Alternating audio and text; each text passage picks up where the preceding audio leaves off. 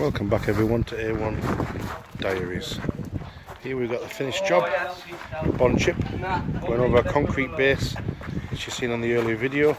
This is finished off in an oceanic blue with a pink granite and also a white granite stone inside. I'll give you a closer look.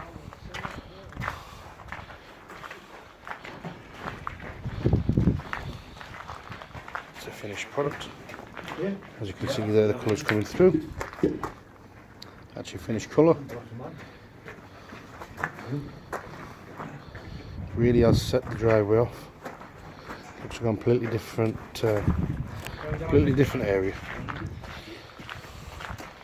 There are the infilled manhole covers. As you can see, they're almost invisible. There's the second one. You see the outside edge there. Please tune in for our next video and click the like button below. Thank you.